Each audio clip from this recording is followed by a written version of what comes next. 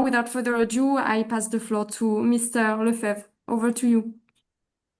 Nice. Thank you, Thierry. I'm really thrilled to be with you today. So I'm Guillaume Lefebvre. I'm the CEO of IFCAM, which is the corporate university of Crédit Agricole Group. The Crédit Agricole Group is a farmers bank, mostly incorporated and acting in France, but over time, for the past 140 years, we are operating now in many different jurisdictions all over the world.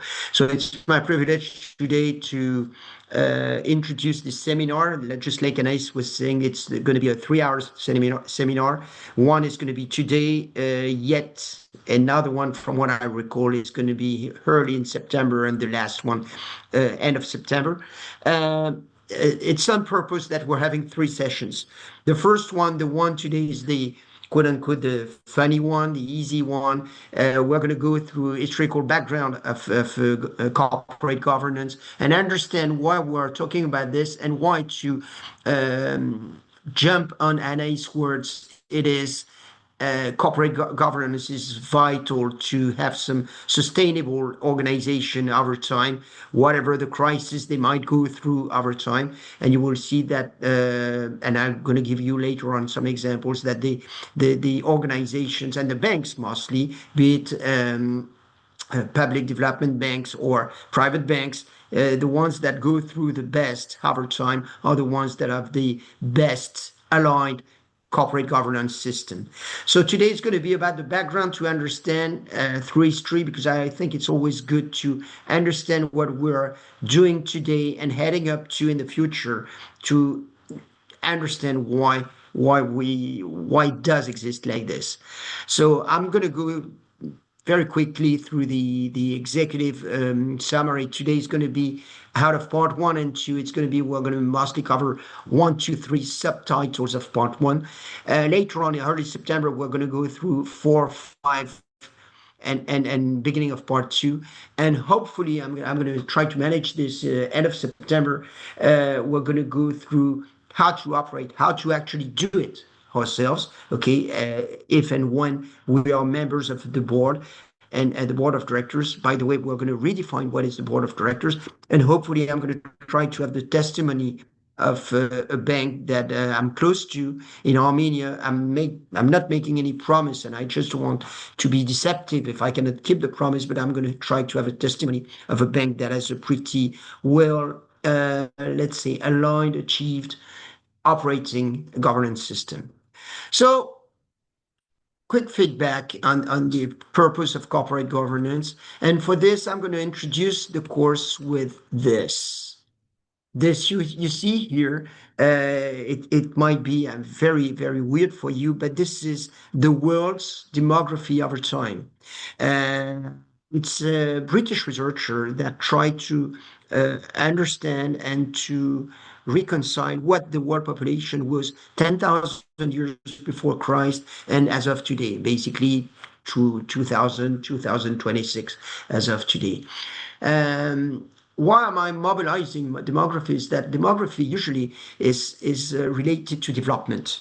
And when we're talking about public development banks are totally related to the development, and mostly to development of the countries they are operating in. So you can see that in terms of development over time, it took 10,000 years, which is quite a long time, for the world population to go from 5 million inhabitants, it could be 10, doesn't matter much, okay, to 250 million inhabitants. Then thereafter, it even took yet 1,800 years for the world population to reach the first billion. And thereafter, only 130 years for 1 extra billion, and only 15 years for 1 extra billion, and only 12 years for 1 extra billion. And 2 years ago, in March 2024, we reached 8 billion inhabitants.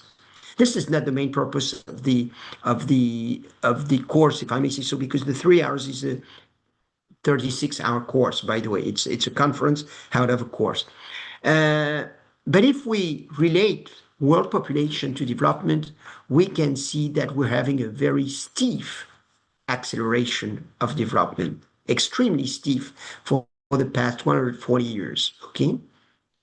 So now we're going to play a little games all together to understand understand how was the world before this and how is the world now that we have this. And we are going to try to think all together about how was the world 3,000 years before Christ. 3,000 years before Christ, I'm going to give you an example.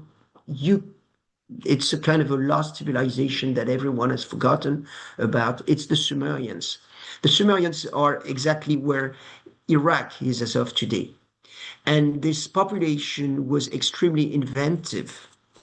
By the way, the Sumerians were operating between those two large rivers, which is Tiger, Euphrates, and all the great civilizations have developed there, just like the Indies with the Hindu, the Sumerians with those two rivers, the Egyptians with the River Nile, and so on and so forth. Okay, the Sumerians were extremely inventive, extremely inventive.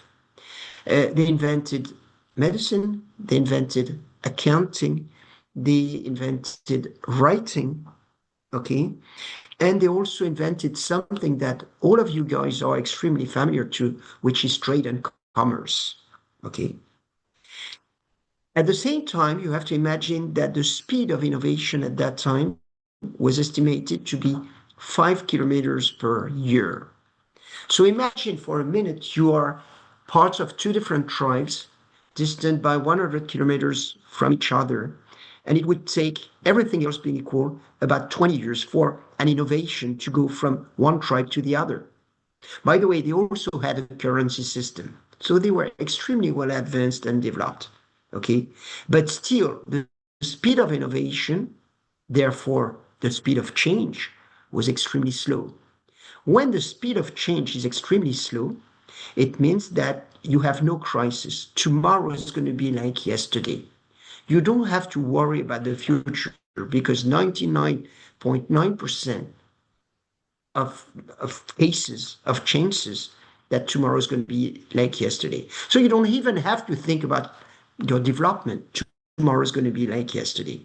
The reason why the speed of innovation was so slow at that time, 5 kilometers per year, was due to the fact that those two tribes that were distant from each other were two communities, just like you have many others all over the globe. Okay, they were not speaking the same language, so they could not communicate. The second reason is that they didn't have the same currency, so they could not trade. And the third one is that they didn't have the same codes, cultural codes. So they were frightening each other. There was no trust. Okay. At that time, you had some guys, imagine it's me. The guy was not from one tribe or the other. He was some sort of a foreigner, living in one tribe and living in the other tribe. He was speaking the language of one tribe with an accent, but everyone trusted him. They had adopted him. Okay. And likewise with the other tribe. So this guy, you know who this guy was? He was the very, very first guy who was promoting trade because he was showing the ability to build some relational schemes between those two tribes, building those relational, it was a relational intermediary between those two tribes because it was building the relation out of trust. And then because he was able to do that, he would monetize that. You have to bear in mind that those Sumerians invented, amongst many other things, they were the very first ones who invented the wheel. So imagine one tribe has the wheel and the other one is not having the wheel. And this trader, this commerce guy, okay, brought the wheel from one tribe to the other because he showed the ability to build relational schemes and to monetize it. Basically, the kind of a story that I'm telling you about are the very first traces of commerce, of trades. The prefix co means with, together, cooperation, collaboration, combination, communion. Okay, you've got the very first traces of commerce. And you'll see that this story is the very first traces of commerce. But for you guys who are all from public development banks, i.e. bankers, it is also the very first traces of banks. because it was changing the currencies from one tribe to the other. At that time, you didn't need any governance system. Why did you not need any governance system? Is that the guy was on his own. Okay, he was just on his own. He was at the same time the operator and his own boss. Okay, now I'm going to suggest to go from 3,000 years before Christ to this time, 15th century, 14th, 15th century. So it's already 4,500 years later. Okay, you are in the Mediterranean Sea and you've got this Venice city. Okay, and those guys were the kings of commerce. Okay, because at that time the world has extended, the adoption of innovations was much wider, not as quick as of today. But this city of Venice, they had no diplomatic power, they had no military power, but they had an amazing fleet of commerce vessels. Okay, imagine yourself being one of those guys in the 15th century. You are Venetian and you see all those ships coming in and going out, and your dream is to be part of this very first traces of globalization. By the way, you will see it's the very first traces of capitalism, and it took place here in the Mediterranean Sea and also in the Nordic countries in Europe. Okay, basically, you are moneyless, you don't have much money, but you dream to do this. What would you do to yourself be a trade person, a tradesman? What would you do to get one of these vessels and to try to start trading with these vessels? Basically, you would borrow money, okay? You would have your own boat, but you would borrow money to start to go from one place to the other and trade, buying, selling, and so on and so forth. As you are very, very invested, committed person, you are successful. And at the end of the year, you are so successful trading all over those places, those harbors that you see all around the sea, that you make so much money that you buy your own boat. You pay in advance and you have your own boat. And then it works so well that you start to have 2 boats, 3 boats, 5 boats, 10 boats. There's just a little issue about having 10 boats and being, and listen to what I'm saying, to be the owner of 10 boats. What is the issue in your mind?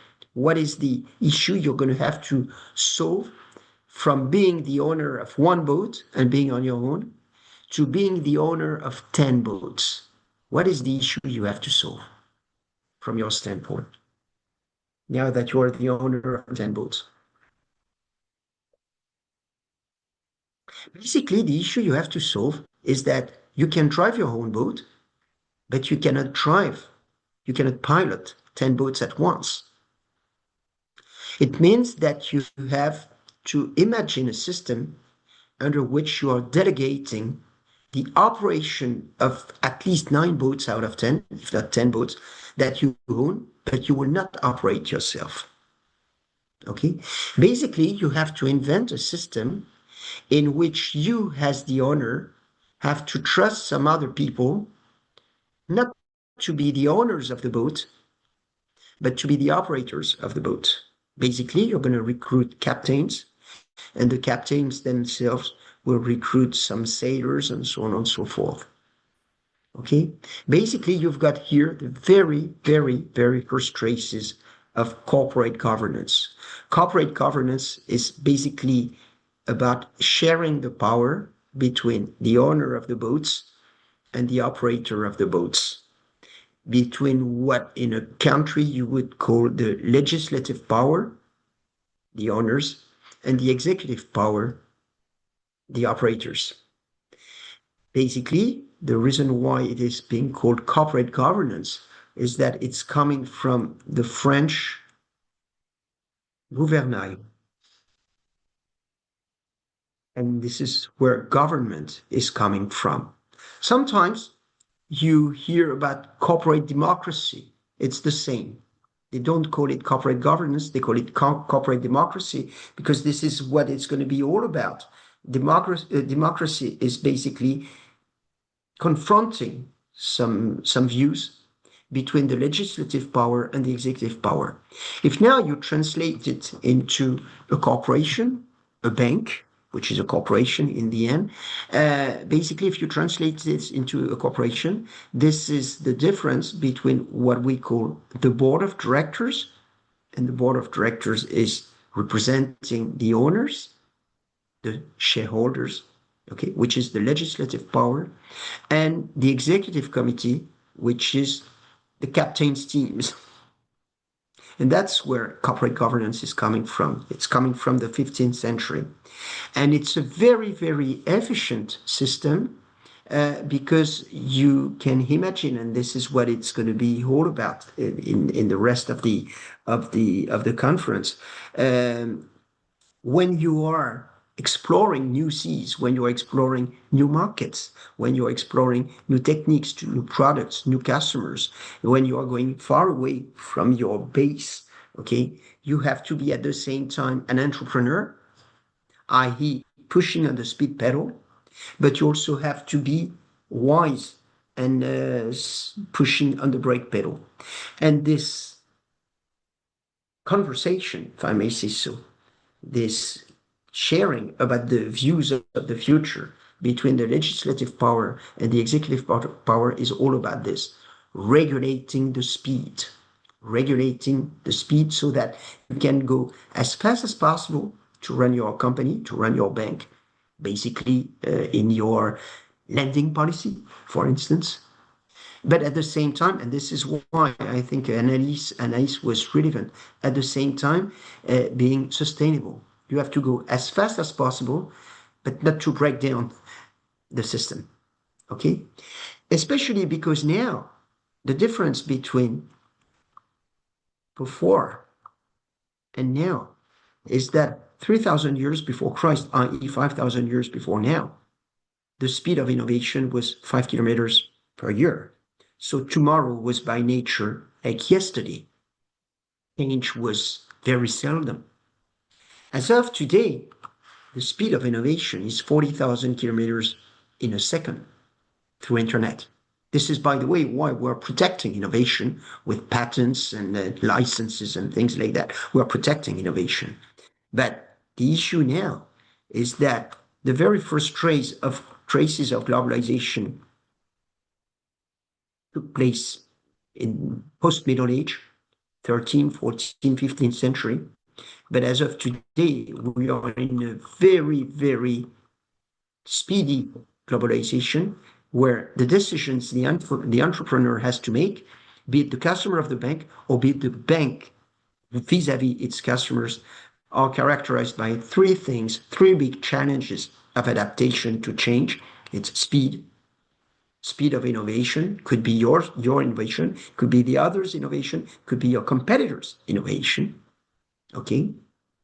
Complexity and interdependence. Change now is very, very, very speedy. And it might sound paradoxical. We're not going to slow down this, okay? But at the same time, we have to try to find a way to make some decisions that would be characterized by what we call good judgment.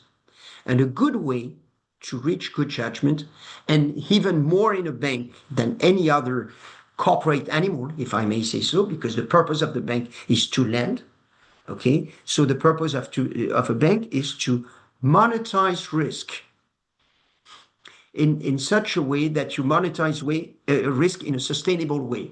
So that you must be right, if I may say so, in the decisions you've made, in the relevant decisions you've made in 99% of the cases. Otherwise, you might lead the bank to bankruptcy.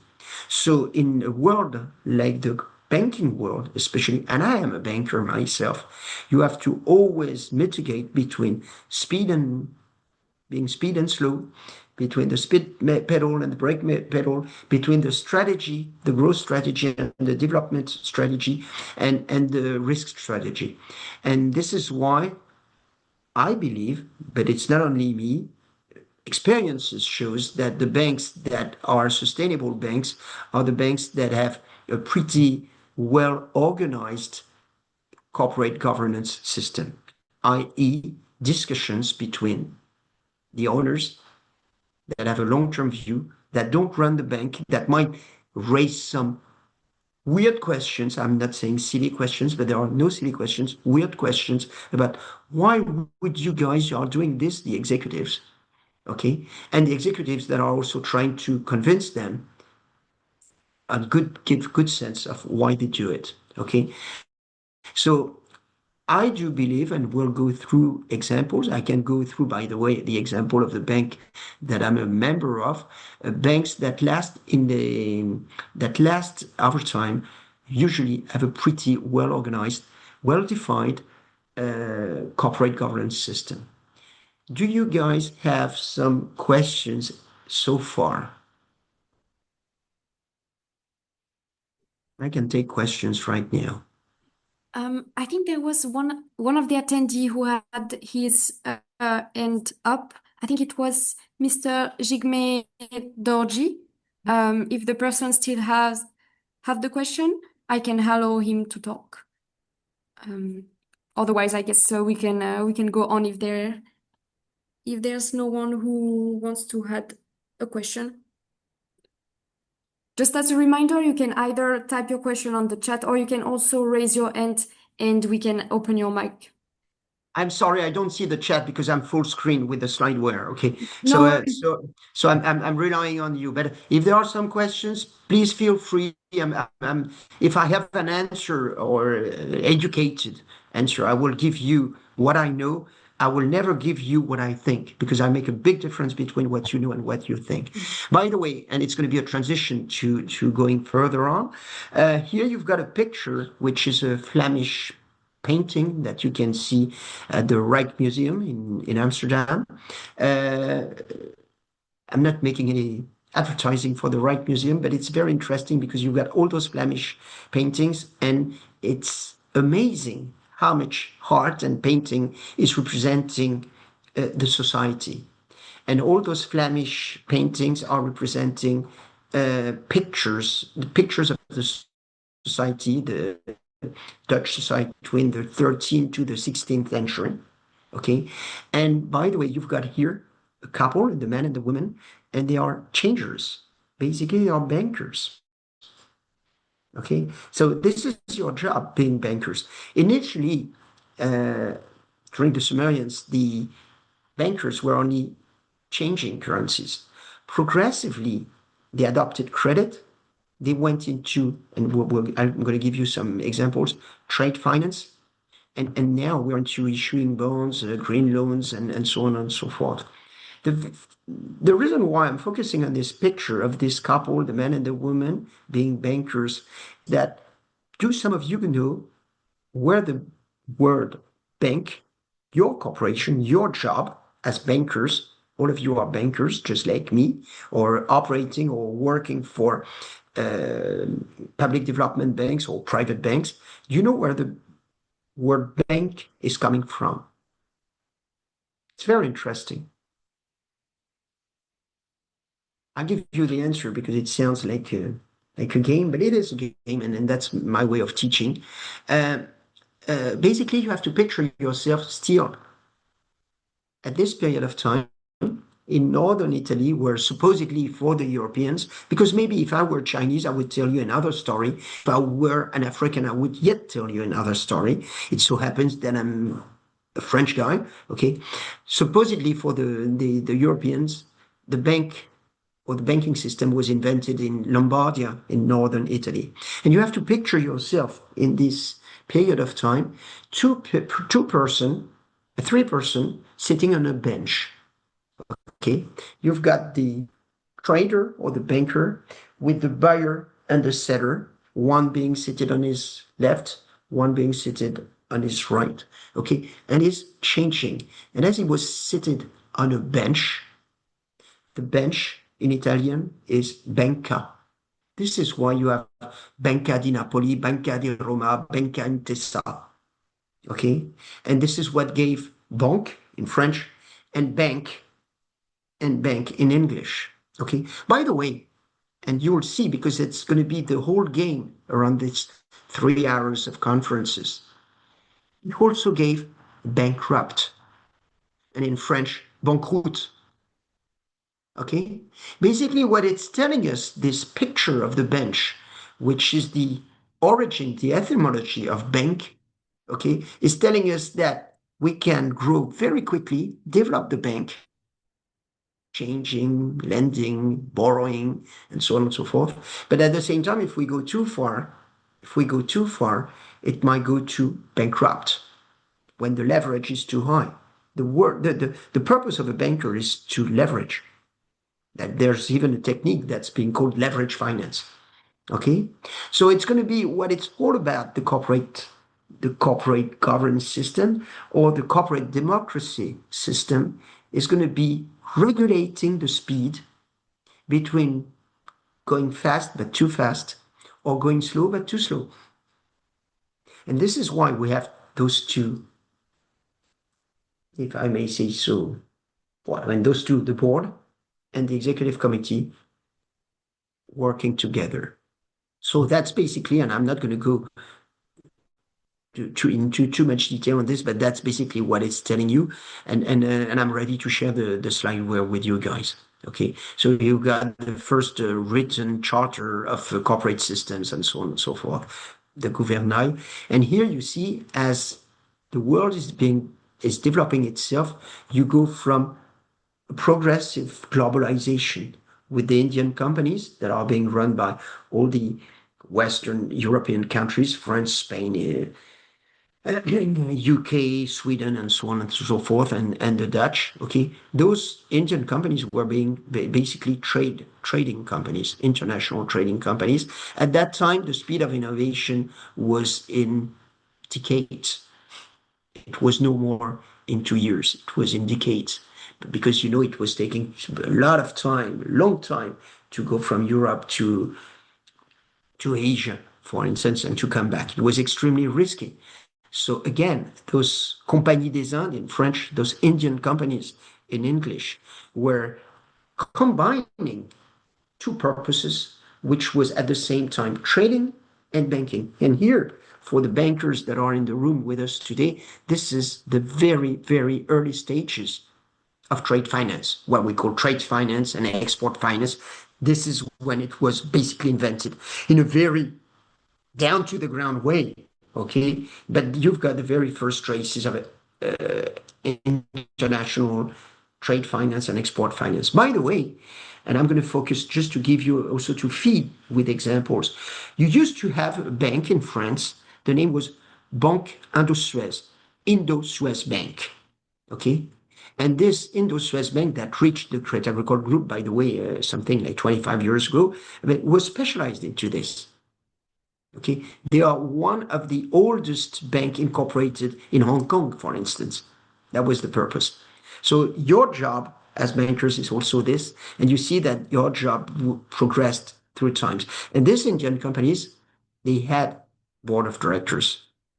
Some of them were privately held, some of them were publicly held, but the purpose of the board of directors for these Indian companies was, again, to regulate the risk-reward ratio between going far away, selling some goods in Asia, and importing some goods in Europe, and in a very, very risky business at that time, as you can imagine. This was something like 350, 400 years ago.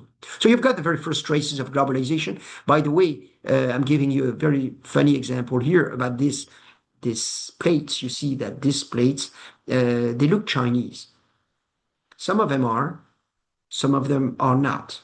You've got a very nice museum in Oxford, in the University of Oxford, about globalization. And at that time, believe it or not, it was not the Chinese people that were copying what we were doing, but we were getting there to import their goods, and then we would copy them. Okay? We would copy them. So the purpose of the game in Oxford is to recognize the one that it's a truly Chinese one and the one that's a copy. And there's a museum in southern Paris, the Musée de Sèvres, where you've got this Indian and Chinese style plates that you can recognize. Okay. this I will go through. The very interesting thing is that when you go progressively, and again, what is the purpose of a board of directors? You see here on the right-hand side of the curve that starting in 1800 and then with a very steep curve, you've got the world population that's going up stiffly, which means that the speed of innovation goes stiffly too, and that trades are going up too. And, and you see that the real speedy globalization doesn't date back to the fall of the Berlin Wall. It dates back to the second half of the 19th century, because at that time you've got a very, how to say that, not bothering, but vital innovation, which is no more the wheel, like 3,000 years before Christ, but which is the steam machine. And with the steam machine, you start to have a very speedy globalization. As you have a speedy globalization and speed of innovation, you have development, but the faster it goes, the riskier it is. And it means also that as you see this steepy curve that goes on and on and on, okay, it means that the world that we are living in and the world that you are operating in as a public bank, public development bank, has never been as full of opportunities as of today. You've got zillions of opportunities, but in return, you also have many risks. And we have so far not seen anything that prevents the occurrence of risk than corporate governance, i.e., facing the future together between the one, usually the executive, the captain, who is mostly, and this is what he's paid for, who wants to be a risk taker, and the board of directors who own the asset and who mean to make money, but not to break the asset, not to go from bank to bankrupt. Okay? There's a very, very interesting thing about the second half of the 19th century, and I invite you to not to read the whole book, but just if you could just go through Wikipedia. This book is a very interesting book that was written something like 40 years ago by this guy, Alfred Chandler, an American researcher who wrote The Visible Hand and the Managerial Revolution in American Business. Basically, it's vis-a-vis the market, the invisible hand of the market. Here it's the visible hand of the managers. And you've got very first good traces of corporate governance during the Industrial Revolution, be it in the United States and in Western Europe. Here you've got descriptions of this in this book. It's a very interesting book. You can see that the second half of the 19th century with the Industrial Revolution leads to an environment that in which the more it goes, the less tomorrow is like yesterday. You are substituting steam machines, trains, to horses. By the way, when you drive a car, usually it's a 4 HP car. In French, it would be 4 chevaux. HP stands for horsepower. So you see, you've got this substitution, or cheval vapeur. It's the same in French. Okay, you see this substitution, and it's very interesting with this quote-unquote details to feel the smell of the place and how this place is not smelling exactly the same as we are heading up to the future. Okay, that we see some new practices with our customers, with our farmers. They are adopting some new techniques, or the other way around. The ones that succeed adopt some new techniques, and the one that don't succeed might not be. So for us, it's a very good wake-up call. As bankers, we are in the executive side or the non-executive side in the board to have these discussions, not to try to predict the future, because as of today, I told you the speed of innovation is so quick that don't even imagine you can predict the future. But at least discuss about the future together as good friends who are having a discussion and who are progressively through this discussion reaching what we call, quote unquote, good judgments. Oh, you think this, but I think that. What is your view about this new technique? Is it emerging? Will it disappear? Is it a way for my customers to be successful so that if my customers is successful, me as a banker, I shall be too? Or is it totally useless? Or is it risky? Or the risk reward ratio for the customer is favorable or not? Does it work in some other jurisdiction like the one that I will try to have in Armenia? I see, for instance, Armenia is a very small country and they are adopting innovation like you can imagine because for them, they have almost nothing. So as they have nothing, testing innovation is not a risk.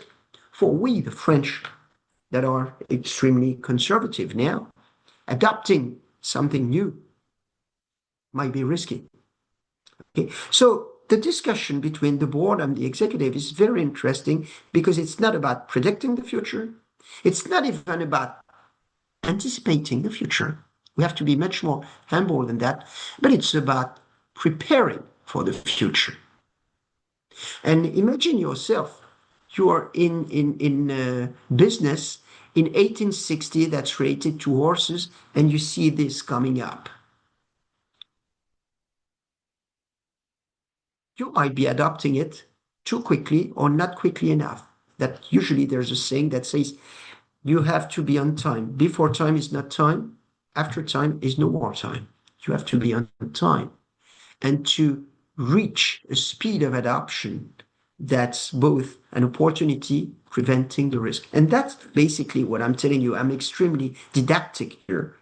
That's basically the purpose of having a board of directors is having someone telling the executives, why are you doing this? And if the executives can refer to this, I'm doing this because, then it's good sign. If the executives cannot justify why they are doing it, it's bad sign. We'll go through this later on. Okay, it's bad sign. At least if you have a good reason to do it, and what I'm saying, a good reason, an argumented and granted reason to do it, it's good sign. Otherwise, if the executives cannot explain, the board would be much better off not following the executives. And you see, when Anais was introducing, and that I invited, just like Anais did, you for questions, I even told you, I did tell you, I'm going to tell you what I know, but I'm not going to tell you what I believe. Because we, the humans, and mostly the executives, we have some sort of a cognitive bias to be into wishful thinking. I believe it's going to work. We are not here to believe as an executive. You're here to really comment and to convince the board about what you know. And what you know might be your own experience, might be what you've seen in other bank. Usually the Americans say if you can beat them, copy them. Copy successes. Okay, that's the basic purpose of the board and the executives. Very quickly, before we go on, the decisions as of today are even more complex between the board and the executive committee because usually up to something like 20 years ago, the main and sole and only purpose of the board, of the shareholders, was to make sure that the executives would optimize value. Basically, you are the shareholders, it's your asset. And since the 15th century, you have decided to trust some people to run your assets in your name, okay? And what you try to do is to have these executives optimizing your own value. It could be through a listed company, it could be through dividends, for instance, it could be from growing the asset base, things like that, okay? And the sole and main purpose of the board was to optimize financial value, profit. You could consider that what the economic side here is considered is profit. Since then, and I know that Agri-PDB is extremely sensitive to this, and I am very sensitive to it too, since we have implemented corporate social responsibility, the purpose of the board is not only to make sure that you are optimizing the profits, but that you're also optimizing customer satisfaction, and the employee satisfaction, people, and that you're also, while doing this, optimizing your own environment, planet. It's a very interesting thing for the board's decision to structure the decisions around those three P's: profit, people, planet, because there are lots of studies, and later on, maybe one day I can tell you, because it's a research that I've run on a very long time, an action research that I've run on a long time. You can, and again, rebounding on analysis introduction, you can see that the companies, the corporations, the organizations that are the most sustainable, one, they have a very strong corporate governance system in this on and ongoing discussion between the board and the executives. Two, they have adopted this, the people, planet, profit, scope, way to see, way to look at things. And you've got a very obvious, it's too long to explain here, obvious causal relationship between the companies that are yet still obsessed by their profit base. The organization has to make profit. We need profit to increase the net worth, and we need the net worth, especially in the banking industry, to keep on lending to people. So we need the profit. Profit is not dirty, but profit while at the same time combining, respecting people, customer base, that all customers are satisfied with it, and also the environment. Do you guys have some questions as of now? Does it make sense? I'm checking the chat. Um, for now, there are no questions. So You maybe yourself have we, questions, you can raise some questions. Okay. yes, of course. I just wanted to remind that we have until midday, but so it leaves us at least 12 more minutes to go on with the subject. But since there is no question, I guess for now I pass you the floor again, Guillaume. So basically, and you interrupt me whenever you want, okay? So basically, this I'm gonna be much faster at it. I'll let you discover it, okay? It's a definition of corporate governance, and basically, it's conciliation through contradiction. Make sure you are not alone making your own decision as the executive, and having the board giving you some advices. By the way, literally in French, the translation of the board of directors in French is le conseil d'administration, consulting. It's giving some advices. Make sure you always have someone that's running by your side. The board is not your enemy as an executive. The board is here to help you fine-tune your decision, and you're also here to open their eyes, because there's a fundamental difference between the board and the executives, is that the executives are in the company on a day-to-day basis, on and on and on. Me as the CEO, I'm the top executive of my company. I'm here in my company on and on and on.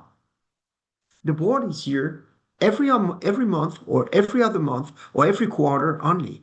Okay, so you've got something that's intrinsically different, is that you as an entrepreneur, you are jumping, running, making decisions, and so on and so forth. But at the same time, sometimes you would be better off looking at the sky and not looking at the road. They are the exact other way around. They see you in some sort of a contrasted way. They are not here on a day-to-day basis. They are not sharing your burden and things like that. They are not sharing your enthusiasm. But that's what's very interesting between the government, the executives, and the parliament, the non-executives, is that they are not here to judge you. They are here to give you some sort of a contrasted point of view on what you're doing, and raising some questions that might sound stupid to you out of the game, okay, but they are not so stupid. Let's imagine, for instance, a very concrete example. You are a bank operating somewhere in Africa, for instance. You're pretty successful. I'm having one of them visiting the Crédit Agricole in 2 weeks from now. Okay, and you're so successful, just like the example of the guy with the ship in 500 years ago in Venice. You're successful, so successful that it's pouring money. You're doing good, and you think about extending abroad. Okay, well, you have the money, the network. You can do that. It's just a question of course, I'm oversimplifying, but it's just a question of regulation, getting the license to operate in a neighboring country or even more distant country. The question the board is going to ask you is not going to be about the money because you are so convinced about your idea that you have the money, and they will say, well, if you say so, we trust you, but you have the people. Do you have the people? Do you know what exactly? And this is maybe where we'll finish the way we started, just like the Sumerians. Do you have the people? Do you know this other country? What are their codes, practices, language, regulatory system? How do they land? Is the climate the same? Is the customer base the same? So they're going to ask you some very basic questions that you, as a technocrat, and I am a technocrat myself, okay, an expert. You, as a technocrat, you kind of skipped because you are in your what we call confirmation cognitive bias that you have the money and that you can do. Okay, that's basically the purpose of having a board, is not to slow you down, it's not to judge you, it's more to enlighten you through questions that you might have not thought of. Of course, through experience, the more it goes. And me, as a CEO, I have a board. I have a board of 14 members. So I'm working hard to try to convince them to grow the company and to raise some capital. In my own example, my board took place 10 days ago. Okay. But at the same time, their job is not to contradict me, but to enlighten me, Guillaume. Yes, Guillaume, it's a good idea. But have you thought about that? Yes, Guillaume, it's a good idea to go further on into expansion. But sometimes they're even giving me some wings that I don't think about. What about internationalization for IFCAM? So that's the purpose of the board. And I think the purpose of this very first session altogether was first to enlighten why is it so vital to have this relationship, this corporate democracy between a board and an executive committee. And I can tell you later on, you will be able to see it in the slides, that this is international. Definitely international, even in China. Some people might say, well, but what is telling us about is a Western country view. He told us about the emergence of capitalism in the 15th century. It's very capitalistic. It is. But the governance system is the same in China, which is a communist country, as it is here. You still have the same thing. And there's no political opinion into what I'm saying, okay, by the way. But running an organization in a safe way through a risky environment, the best way to do it is this corporate democracy system where some people that are not in the company on a day-to-day basis questions the one that are here on a day-to-day basis for several reasons. The first one is to protect their asset as the owners, as the shareholders. And the second one is also to enlighten the metaphor of the captain, to enlighten him or her to go into the future and to feel that he's being trusted by the board of directors. Some questions?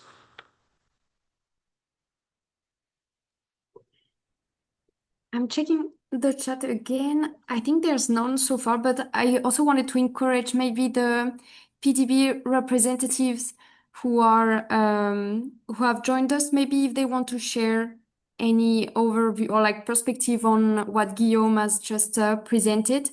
That would be very much interesting to listen to your perspective as a PDB representative. Um, But I think we can continue since I don't see any hands or any question. I guess this is all So clear. in the meantime, the key points, the key takeaways to remember are here. Okay. Basically, decentering the decision making, sharing what I'm calling about, talking about new management and regulation mode, sharing the burden of the decision, sharing. Okay. Like we say, usually in French, we say, when you're alone, you can go quicker, but when you're together, you can go longer. And sometimes some vital decisions like acquiring a new company, lending to a major customer, um, raising capital, whatever, the way you want, launching a new product, something like that. Okay. It's not a question of days. It can be a question of weeks and months to enlighten your decision, sharing the decision. Okay. And being the board is definitely helping the managers to enlighten the decisions. Why is it so current and relevant for the world we're in today? Is that you will see that over time, you remember before you had no crisis. 1,000 years ago, you had no crisis. Tomorrow was yesterday, like yesterday. But as time goes on, you can see that you've got this combination of speed, interdependence, and complexity that makes the future as risky as opportunistic. And what we have seen over the past 25, 30 years is a succession of crises. Of course, the one that took place in 2008, but many others in the corporate business environment and in banking. And by the way, a bank, we have to bear in mind that a bank is a fragile animal, okay, that's highly leveraged, and that a bank in people's eyes is resilient, but it's not. It's extremely fragile, and we have seen many banks bankruptcies over the past 30, 40 years. I have to tell you out of my own experience, and I don't mean to pollute the debate with my own experience, but at the same time, I was an auditor in the early 2000s in Brazil when the currency was 100% devalued vis-à-vis the dollar. And then later on in Argentina, where banks were bankrupt. And when the bank is bankrupt, the country itself gets bankrupt. Gave you some examples of companies that went bankrupt over the past 15 to 25 to 15 to 5 years. Okay, like Enron, like Arthur Anderson. Who would have thought that Arthur Anderson would get bankrupt? Tyco, WorldCom, that was a fraudulent transaction, just like Wirecard, Steinhoff, there's another one. I don't remember the name of it. All those companies, if you see one thing that's common, the commonality among all those companies that were bankrupt is that you had a very, very weak corporate system, corporate governance system.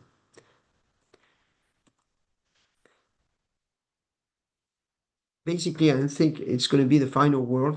It's all a question of balance to guarantee both the interest of the owners, controlling the action and the role of the managers. So, some questions? We can go on later on in September. Thank you very much, Guillaume. We don't have a question, but we have a comment from a colleague from the Bhutan Development Bank, Rinchen Choden. Unfortunately, I guess I pronounced it not good, but thank you for the comment. He said that the session has been quite interesting, as previously he had viewed CG corporate governance itself through the lens of systematic rules and practices, but looking at it through a management and relationship perspectives has helped him to understand the bridge itself more clearer. So I guess that this Thank you. Thank introduction you. Thank you. was No, was it's my reward. I like it when people can grab on it. Now we got the global background, and you can tell this person, this very nice person, we will go deeper then into board structures, governance structures, and then during the last session about how to operate this relationship between the board that we have decided upon, different forms of boards, and how do we run it? And then I'll give you examples, and hopefully I will try to have my Armenian friends to testify on it. That would be great. Thank you very much, Guillaume. I think, yes, we have reached the end of the webinar, so I will hand it over to Jimena for the concluding remarks. And of course, if the participants have some questions, we still have time to cover them in any case, so don't hesitate. Just 1 second, because before we give the floor to Jimena, I suggest I keep the slides so far. Okay, we'll go on with the slides during the next two sessions, um, and then you can forward the slides to the attendees. Okay, that's well noted. Thank you.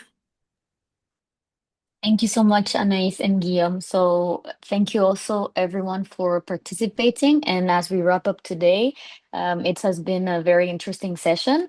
We've explored the origins of governance, tracking also the history of banks back to the Renaissance in Italy, discussed the importance of board of directors, why were they created in the first place. Also interesting to know how this role has evolved over time, how different let's say, responsibilities have been added into their role, let's say, such as including corporate social responsibility and sustainability. We really thank Guillaume Lefebvre and also IFCAM-Crédit Agricole for sharing your expertise and guiding us through today's webinar. So thank you everyone for joining, and we hope to see you also, all of you, in September. And we will be sharing, as Guillaume said, the whole package of slides and material at the end of the 3 sessions. So if you have any questions, do not hesitate as well to send them in the chat. You can also message the Agri-PDB Secretariat, and we remain at your disposal. So thank you so much. You guys, wish you all a good day. See you next time. Merci, Thank Guillaume. you. See you. Bye bye. See you. Thank you.